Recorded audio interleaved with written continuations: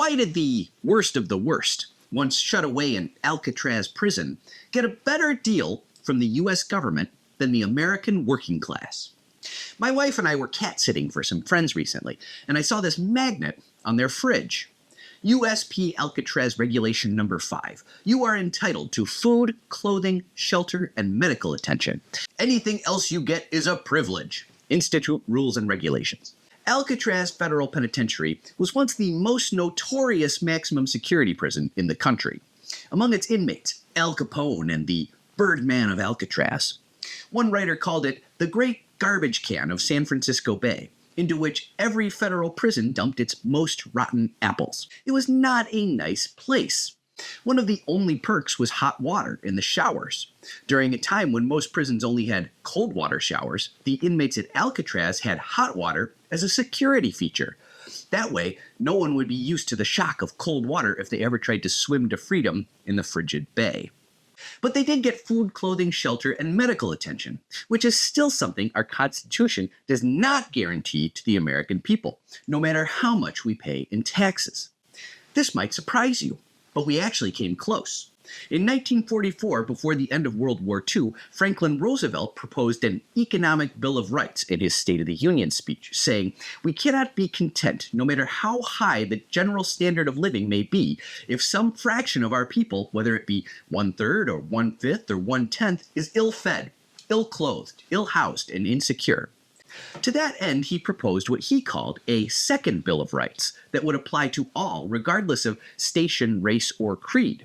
Included in that list was the right to a job, the right to earn enough to provide adequate food and clothing and recreation, the right to a decent home, adequate medical care, a good education, and an adequate retirement. So why didn't we get any of those things? Because free provision of these things is impossible under capitalism.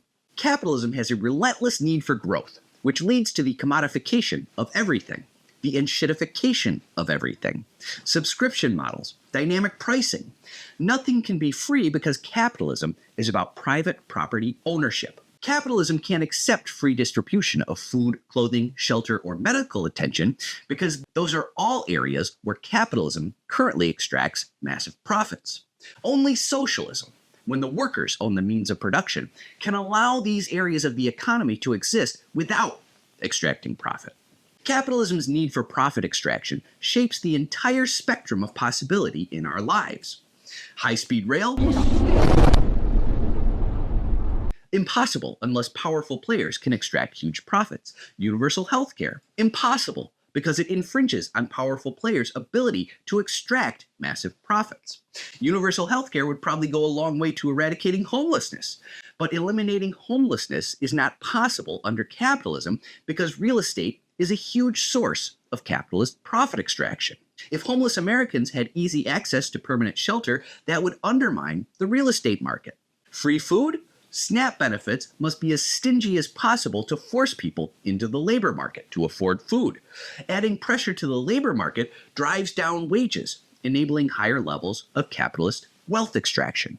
Capitalism seeks to have a few capitalist owners of the places we live, the places we work, the water we drink, the food we eat.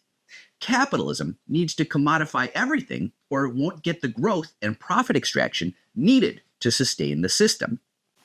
But as anarchist Edward Abbey pointed out, growth for the sake of growth is the ideology of the cancer cell.